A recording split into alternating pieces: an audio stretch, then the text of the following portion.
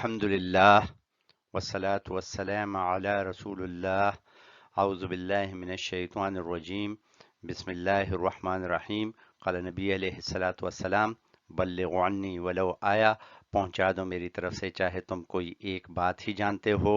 وقال نبی علیہ الصلاۃ والسلام خیرکم من تعلم القرآن وعلم، تم میں سے بہترین شخص وہ ہے جو قرآن پاک سیکھتا اور سکھاتا ہے۔ ہم سب کو اللہ تبارک و تعالی عمل کی توفیق عطا فرمائے۔ صدق رسول اللہ صلی اللہ علیہ وسلم۔ شهر رمضان الذي أنزل فيه القرآن هدى للناس وبينات من الهدى والفرقان فمن شهد منكم الشهر فليصمه ومن كان مريضا أو على سفر فعدة من أيام أخر يريد الله بكم اليسر ولا يريد بكم العسر ولتكملوا العدة ولتكبروا الله على ما هداكم ولعلكم تشكرون. صدق اللہ العلی العظیم وصدق رسولہ الکریم۔ رواں ترجمانی ہے، رمضان وہ مہینہ ہے جس میں قرآن نازل کیا گیا، جو انسانوں کے لیے سراسر ہدایت ہے اور ایسی واضح تعلیمات پر مشتمل ہے جو راہ راست دکھانے والی اور حق و باطل کا فرق کھول کر رکھ دینے والی ہے۔ لہٰذا اب سے جو شخص اس مہینے کو پائے اس پر لازم ہے کہ اس پورے مہینے کے روزے رکھے، اور جو کوئی مریض ہو یا سفر پر ہو تو وہ دوسرے دنوں میں تعداد پوری کرے۔ اللہ تمہارے ساتھ نرمی کرنا چاہتا ہے، سختی کرنا نہیں چاہتا، اس لیے یہ طریقہ تمہیں بتایا جا رہا ہے تاکہ تم روزوں کی تعداد پوری کر سکو، اور جس ہدایت سے اللہ نے تمہیں سرفراز کیا ہے اس پر اللہ کی کبریائی کا اظہار و اعتراف کرو اور شکر گزار بنو۔ آیت مبارکہ کا مفہوم اس کو چھوٹے فکروں میں تقسیم کر کے سمجھنے کی کوشش کرتے ہیں۔ شہر رمضان الذی انزل فیہ القرآن، رمضان وہ مہینہ ہے جس میں نازل کیا گیا قرآن۔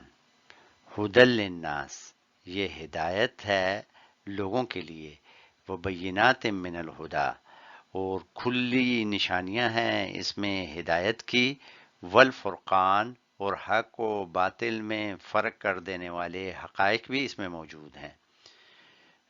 یہاں پر ایک چیز ذہن میں رکھ لیں کہ جو ہدایت ہم نے بالکل شروع میں سورہ البقرہ کی دوسری آیہ مبارکہ میں پڑھی تھی، ذالک الکتاب لا ریب فیہ ھدی للمتقین، یہ وہ کتاب ہے جس میں کوئی شک نہیں، اور اس بات میں بھی شک نہیں کہ یہ ہدایت ہے متقیوں کے لیے۔ اور اسی چیز کی ہم نے دعا سورہ الفاتحہ میں مانگی تھی، اہدنا الصراط المستقیم، اللہ تبارک و تعالی ہمیں سیدھے راستے کی ہدایت دے دے۔ تو یہ ہدایت یہاں پر رمضان مبارک کے حوالے سے اللہ تبارک و تعالی نے عطا فرما دی، اور پچھلی ویڈیو میں ہم لوگوں نے یہ بات سمجھی تھی کہ روزہ جو ہے وہ در حقیقت تقوی میں اضافہ کرتا ہے، اور تقوی میں اضافے کی اس لیے ضرورت ہے کہ قرآن پاک کو سمجھنے کے لیے تقوی کی ضرورت ہوتی ہے۔ فمن شہد منکم الشہر فلیصم، پس جو کوئی بھی اس مہینے کو پالے تو اسے چاہیے کہ مہینے کے روزے رکھے۔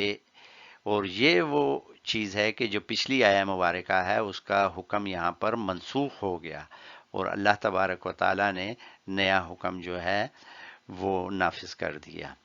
تو یعنی تقریباً ایک سال کے بعد 2 ہجری میں جو تھی پچھلی آیہ مبارکہ نازل ہوئی تھی، اور یہ اس کے ایک سال بعد نازل ہوئی، تو ایک سال بعد ہر مومن کے اوپر فرض کر دیا گیا ہے اس مہینے کے روزے، اور اب وہ روزے کے بدلے محض مسکین کو کھانا کھلانے سے فرض ادا نہیں ہوگا۔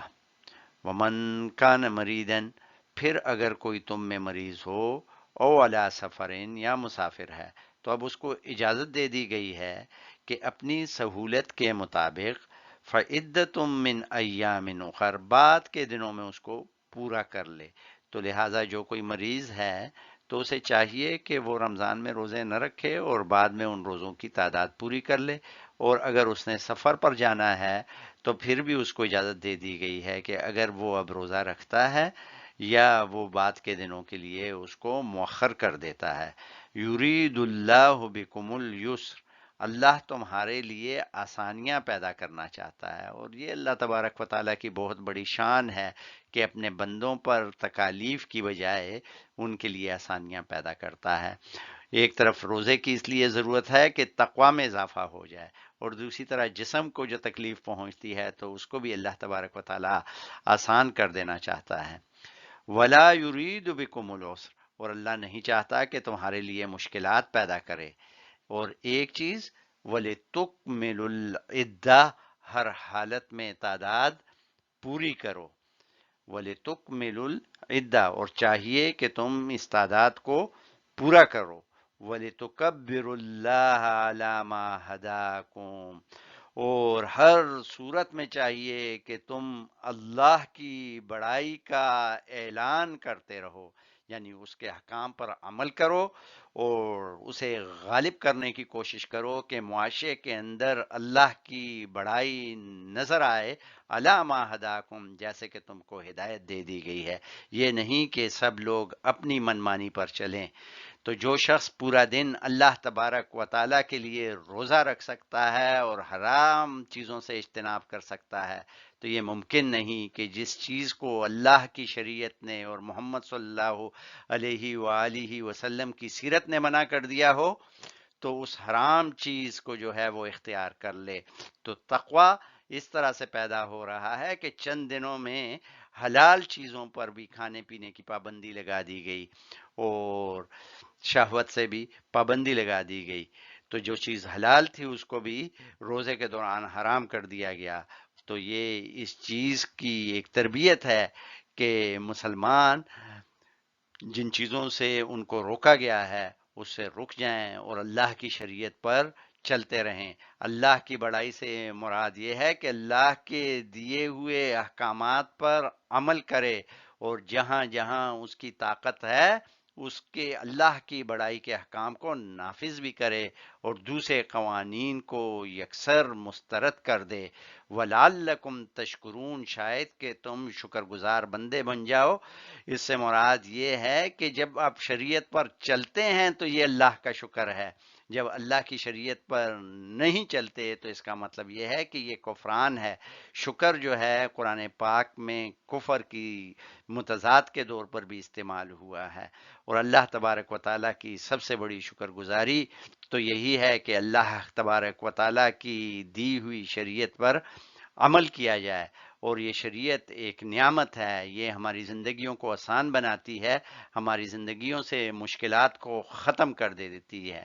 اللہ تبارک و تعالیٰ مجھے اور آپ کو اس آیت مبارکہ کا مفہوم سمجھنے اور اس پر عمل کرنے کی توفیق عطا فرما دے۔ ایک دفعہ درود شریف پڑھ لیا جائے۔ اللہم صلی علی سیدنا و مولانا محمد وعلی آل محمد کما صلیت علی ابراہیم وعلی آل ابراہیم انک حمید مجید برحمتک یا ارحم الراحمین۔